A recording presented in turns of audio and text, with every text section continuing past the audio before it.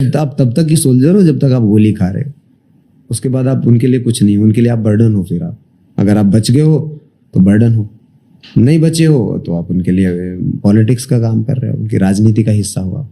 वो बोल रहे हैं आप मर जाते हैं आप। यस, क्यों? एक डेड सोल्जर ज्यादा इंपॉर्टेंट है एक जीने वाले से। एक जो डिसेबल्ड हो गया सोल्जर वो किसी काम का नहीं है, एक डेड सोल्जर बड़े काम का है, डिसेबल्ड सोल्जर बोझ है। ये आपकी यूनिट वाले बोल रहे हैं। एग्जैक्टली। मैं रोया छत पे बैठ कर, खूब रोया, पूरी रात रोता रहा कि ईश्वर, ये दिन देखने के लिए, ये चीज सुनने के लिए मैंने उस दिन अपना सब कुछ दांव पर लगाया।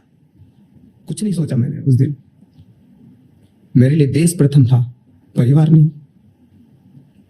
और यूनिट में आकर आपको ऐसा सुनने को मिले। नाजरीन, जैसा कि आपने हाईलाइट में देखा, मजीद वीडियो कुछ सेकंड के बाद आपके साथ शेयर करते हैं। आज की वीडियो में हम आपको दिखाएंगे भारतीय साबिक कमांडो का इंटरव्यू, जो मुंबई हमलों में सबसे पहले ताज होटल में दाखिल हुआ था और उसे कई गोलियां लगी थीं। ये वीडियो दिखाने का मकसद ये है कि गौरव आर्या और जीडी बख्शी जैसे लोग जंग की बात करते हैं, लेकिन जंग के बाद जख्मी होने वाले अपने ही फौजियों का क्या हाल करते हैं और अपने ही फौजी का इलाज तक नहीं करवाते, क्योंकि ये लोग अपनी रोज़ी रोटी कमाते हैं सोशल मीडिया पर ऐसी बयानबाजी करके। तो चलिए आपको मज़ीद वीडियो की तरफ लेकर चलते हैं। 4 महीने लग गए आपको। जैसे पहले दिन की बात है, जब मैं डिस्चार्ज हुआ तो मेरे पॉकेट में पैसे नहीं थे, इतने 10-15 रुपए पड़े थे बस। फिर मैं बेस्ट की बस में, मेरा एक मित्र था मेडिकल असिस्टेंट, मैंने उसको बोला। बट ये सब तो गवर्नमेंट करती होगी ना, आर्मी करता।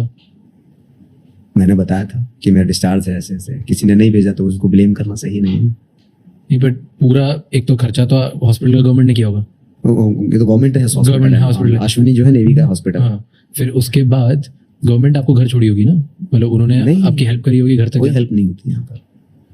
तो आप तब तक ही सोल्जर हो जब तक आप गोली खा रहे हो। उसके बाद आप उनके लिए कुछ नहीं, उनके लिए आप बर्डन हो। फिर आप अगर आप बच गए हो तो बर्डन हो, नहीं बचे हो तो आप उनके लिए पॉलिटिक्स का काम कर रहे हो, उनकी राजनीति का हिस्सा हो आप। अगर मर गए तो रीत लेने के लिए प्रधानमंत्री भी आ जाएंगे, रीत लेने के लिए डिफेंस मिनिस्टर भी आ जाएगा, रीत लेने के लिए सब आ जाएंगे, आपको सलूट मारने के लिए, आपकी डेड बॉडी को, आपकी वीरता को। अगर बच गए इतना करके भी तो उनके ऊपर और सेना के ऊपर बोझ हो गए, बर्डन हो गया आप। क्योंकि अब आपके ट्रीटमेंट होंगे, अब सब कुछ करना पड़ेगा, सब कुछ होगा। तो कोई करना नहीं चाहता, क्या करेगा कोई? अब आपकी यात्रा आप शुरू करें। सेना का जितना रोल था सेना का आपने कर दिया, अब अपनी यात्रा आप खुद करें।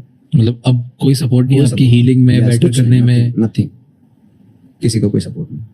और मंथली सैलरी वगैरह सब? सैलरी का क्या हुआ कि मेरा लंग्स डैमेज हो गया, तो मैं ड्राइवर था, तो उसके लिए टिप मनी मिलती है। और टिप मनी वो 1 महीने की 20,000 रुपये होती है, वो गई। हर महीने मेरा 20,000 रुपये का डैमेज हुआ। प्रमोशंस थे जो मेरे अप्रैल में मुझे मिलना था, नवंबर तक मुझे प्रमोशन नहीं मिला। नवंबर में 26 नवंबर की घटना थी, तो मेरा जो ड्यू था वो अप्रैल से ड्यू था। तो जो प्रमोशन डिपार्टमेंट है नेवी का, उन्होंने प्रमोशन ही नहीं भेजा। नवंबर हो रहा है, प्रमोशन ही नहीं भेजा, तो मैं पुरानी रैंक पर ही हूँ। जो मेरी रैंक तो कुछ और होनी चाहिए, मैं पुरानी रैंक पे काम कर रहा हूँ। मतलब इतने अप्रैल से नवंबर में तो कुछ नहीं भेजा उन्होंने, और अब प्रमोशन भी रुक गया वो, क्योंकि अभी अब लो मेडिकल कैटेगरी हो गई तो आपको प्रमोशन नहीं होगा। तो 1 साल आपको वैसे इंतजार करना है। 6 महीने तो नॉर्मल कैटेगरी में आप रहोगे, तो मार्च के बाद 6 महीने में जो नॉर्मल कैटेगरी, और 6 महीने के बाद फिर आपको परमानेंट कैटेगरी डिक्लेयर होते होते 3 से 4 महीने लग जाएंगे। फिर आपको तो गए आप 1 साल के लिए। 1 साल मतलब अब मेरा जो प्रमोशन था वो मेरे करीब 20 महीने बाद, 18 महीने बाद मुझे मिला। तब तक जो मेरे बैचमेट थे वो पैटी अफसर कोर्स, नेक्स्ट कोर्स था प्रमोशन कोर्स, उसके लिए जा रहे थे।